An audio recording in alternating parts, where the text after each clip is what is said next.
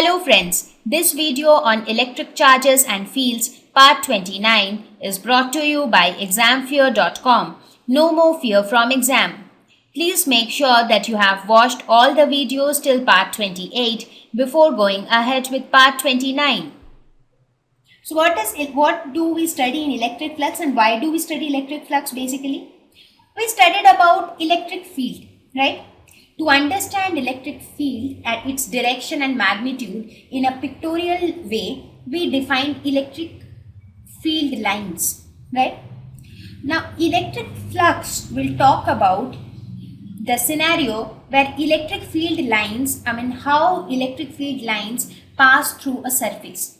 So, electric flux is something related to the electric field lines. You will know about it as we start the topic and go ahead with it.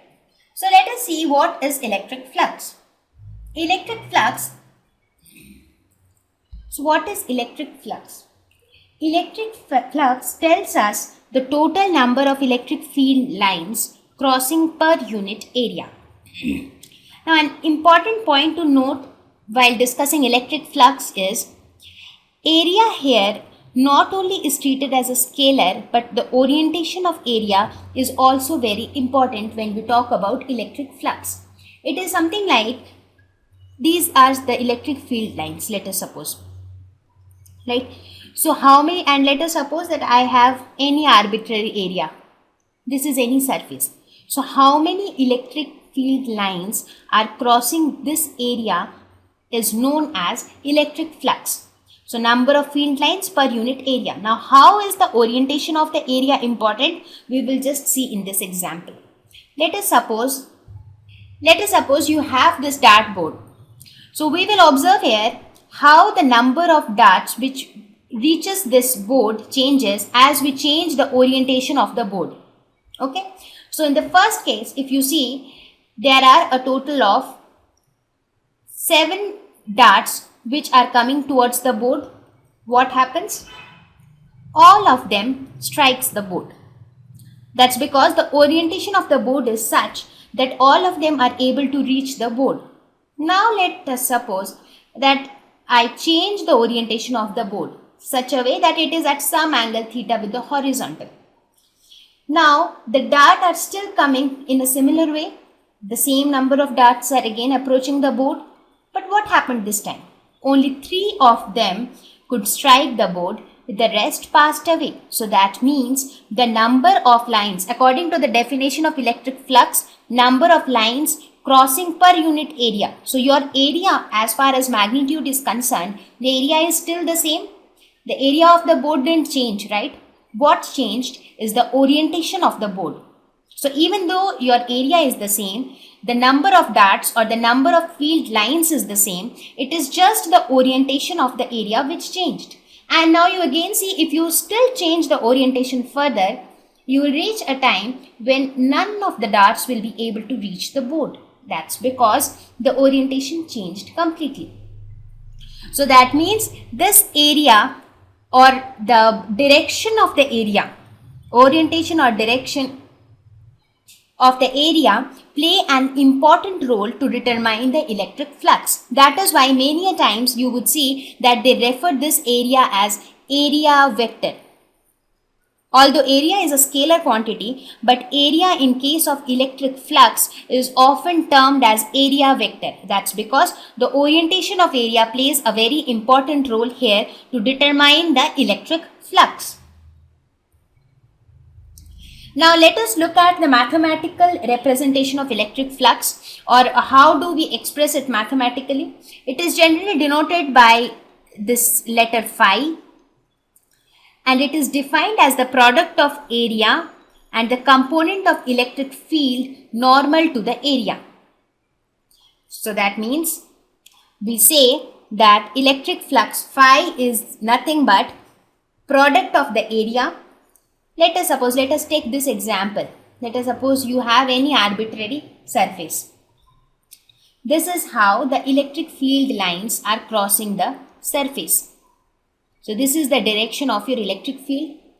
Now you take any arbitrary small area on this surface. Let us say you took a small area on this surface. So which is the normal to this area? the normal to this area would be somewhere like this, right? And let us say this angle is nothing but theta.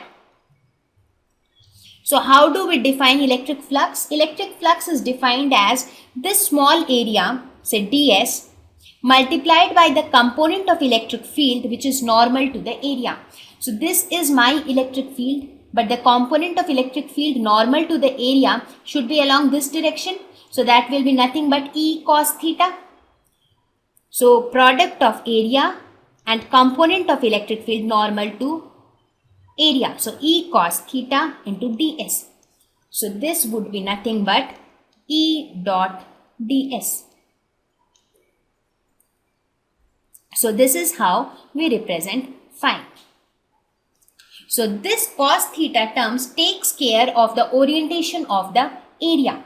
So every time when you want to calculate a flux on any surface, you multiply the area with the component of electric field normal to the area. So for that, first of all, you will have to draw the unit vector perpendicular to area and then find out the component of electric field along that unit vector.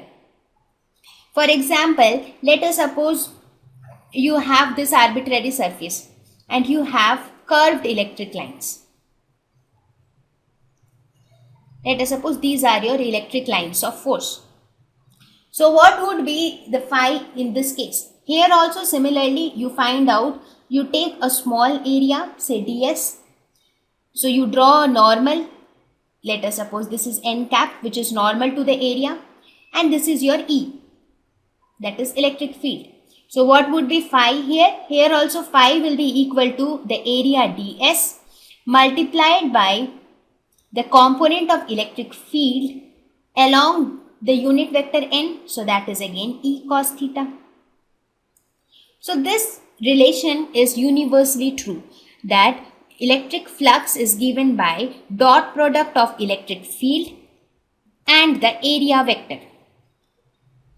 Since we treat area as a vector in this case, therefore we have written it in vector form, that is E dot ds. And the direction of area vector is normal perpendicular, is normal to the area element. Here we'll continue to discuss about electric flux. Electric flux is a scalar quantity. If you think of electric flux logically, what it tells you the number of electric lines of force which crosses a particular area. That means it will, the quantity which it counts, it's basically nothing but number of lines. So obviously it has nothing to do with direction. It will just count the magnitude. So it is a scalar quantity. SI unit is Newton meter square per coulomb, which is again obvious from its expression, because phi is nothing but E dot ds, right? So what is ds? ds is the SI unit for area is meter square, and what is the SI unit for electric field? It is nothing but Newton per coulomb. Therefore the unit stands at Newton meter square per coulomb. What is the flux for a closed surface? Let us suppose we want to calculate the electric flux through a closed surface. Closed surface means any closed surface. It doesn't matter what is the shape of the surface. So we represent electric flux through a closed surface in this way. Integration of E dot ds over a closed surface. So this circle represents a closed surface. So this is how we generally denote flux for a closed surface. So phi is equal to integration of E dot ds, because when we talk of any closed surface, let us suppose I have this closed surface. Okay, so what we took a small element ds. So we say that the small phi through this small element is E dot ds. Now for the entire surface, it will be integration of E dot ds. Now since it is a closed surface, therefore symbolic for a closed surface, we put this circle. Flux when the electric field is normal to the area. Now we saw that flux is defined as E dot ds, right? So what is E dot ds? E dot ds is nothing but E ds cos theta, right? Now if electric field is normal to the area, that means theta is equal to 90 degree. right? Because theta is nothing but the angle between the normal and the electric field. That means the angle between the area vector and the electric field. So if theta is equal to 90, in that case cos 90 will be 0. So phi is equal to 0. That means flux is 0 when electric field is normal to the area. So if let us suppose there is a surface like this, and if electric field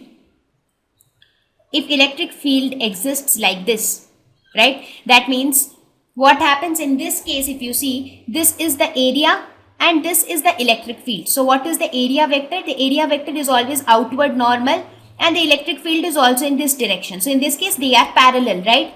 But if let us suppose that the electric field is still like this, but we have an area like this for which the normal is along this direction, in this case what happens? The flux through this surface is equal to 0. That is the number of lines of force which will cross through this surface per unit area is 0. So please make a note of all these points which I discussed here, because they will be helpful as I go ahead and introduce you to the Gauss law. Thank you.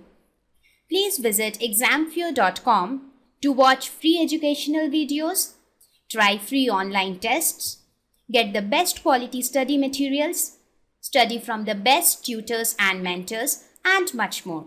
Thank you once again.